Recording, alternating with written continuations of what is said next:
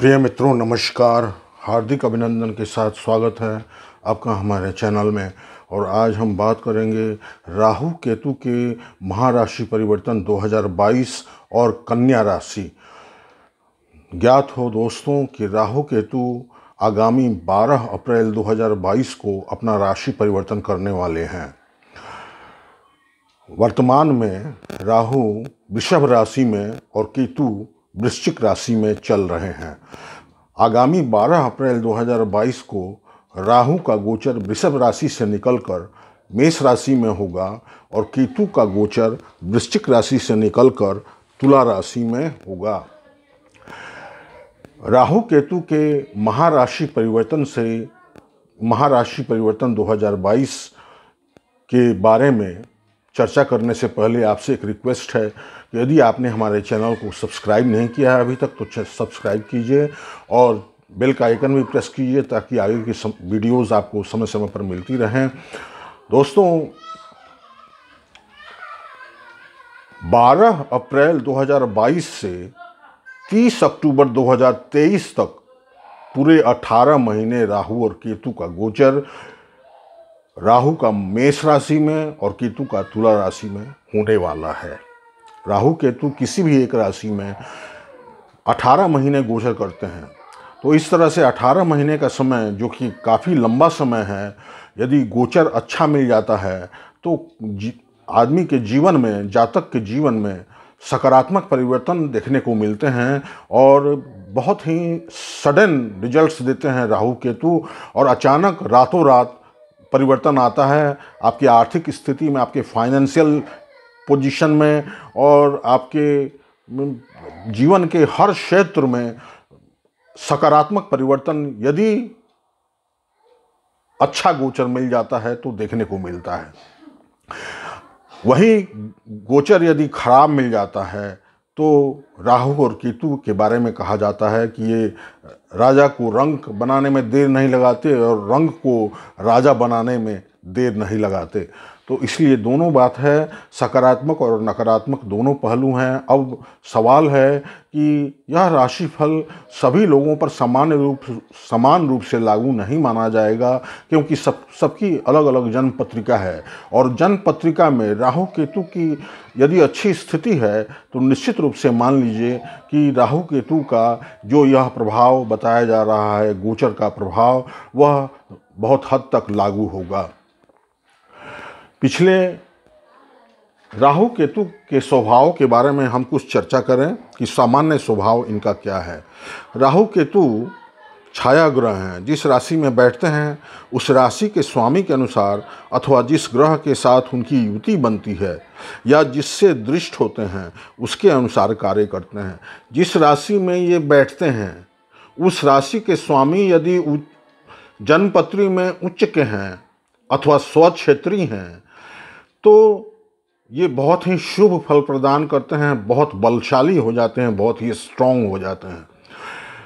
और राहु केतु कैटलिस्ट का काम करते हैं, उत्प्रेरक का काम करते हैं। यदि शुभ ग्रहों की दृष्टि, शुभ ग्रहों की युति बनती है, शुभ स्थाना इनके भावाध्यक्ष भाव स्वामी जो हैं, यदि वो अच्छी स्थिति में, स्ट्रॉन्ग पोजीशन में हैं तो ये कैटलिस्ट का काम करते हैं, शुभ प्रभाव को 10 गुना और कई गुना तक बढ़ा देते हैं।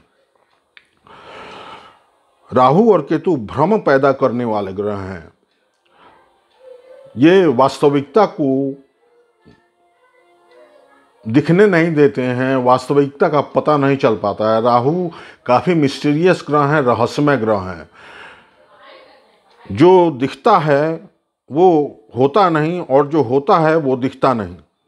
छाया ग्रह होते हुए भी इनका प्रभाव मनुष्यों पर बहुत गहरा होता है।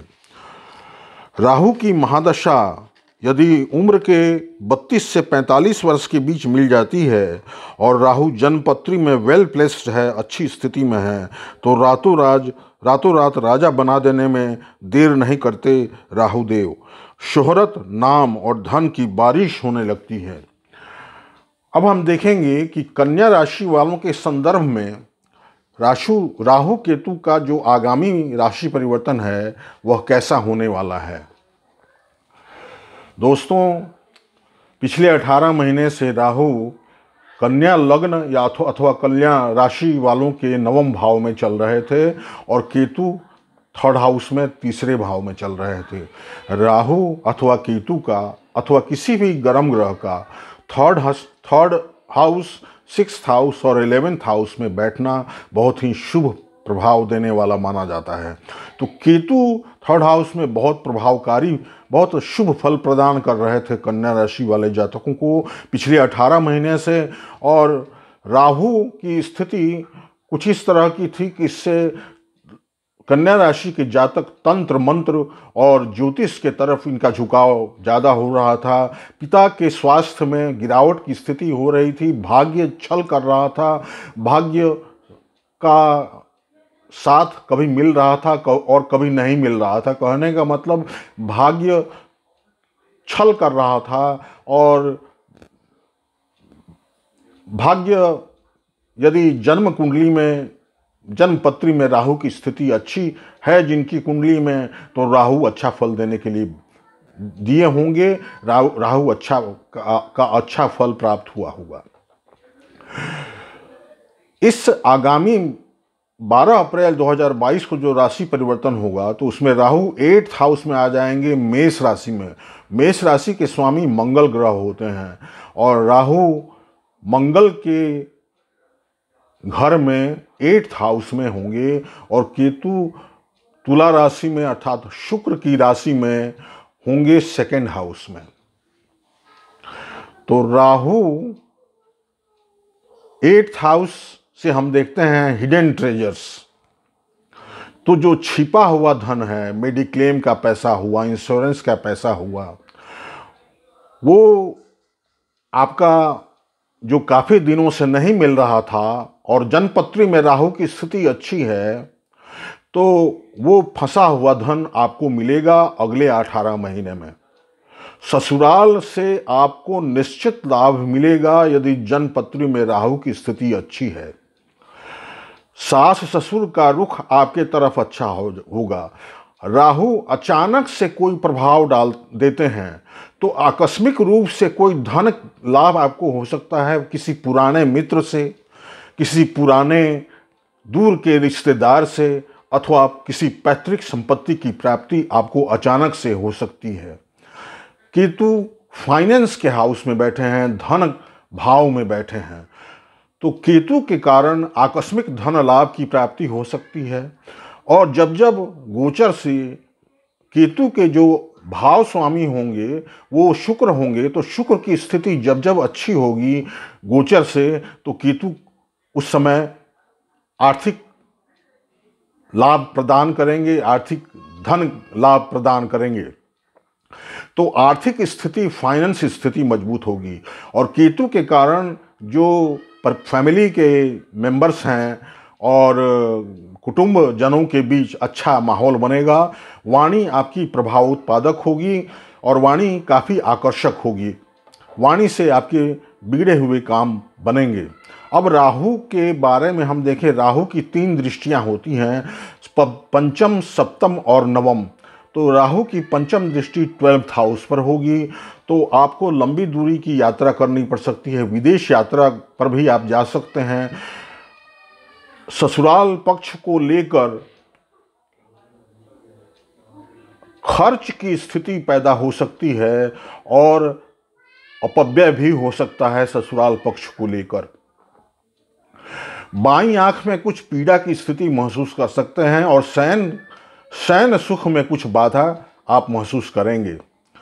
राहु की सप्तम दृष्टि धन भाव पर होगी, तो यदि जन्मपत्री में राहु की स्थिति अच्छी है तो आकस्मिक रूप से धन की प्राप्ति होगी, आकस्मिक धन लाभ होगा।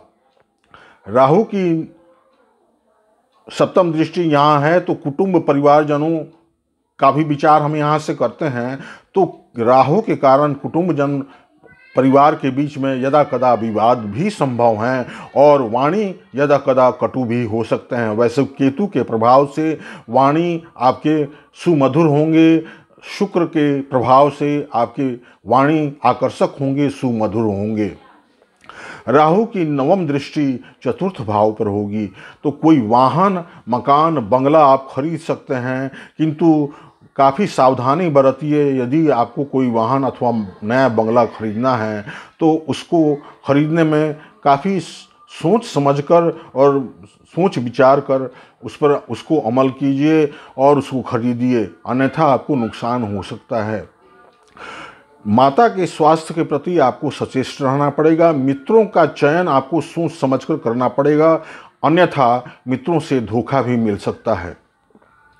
केतु की पंचम दृष्टि षष्ठ भाव पर होगी, यानी कि छठे भाव पर होगी, तो केतु के प्रभाव से शत्रु हंता योग बनेगा, शत्रु पराजित होंगे, रोग व्याधि नष्ट होंगे और ऋण कर्जों से मुक्ति की प्राप्ति होगी। केतु की सप्तम दृष्टि 8th हाउस पर होगी, तो ससुराल से आपको धन लाभ हो सकता है। ससुराल और आपके किसी दूर के रिश्तेदार, दूर के मित्र से अथवा किसी पैतृक संपत्ति की प्राप्ति आपको हो सकती है।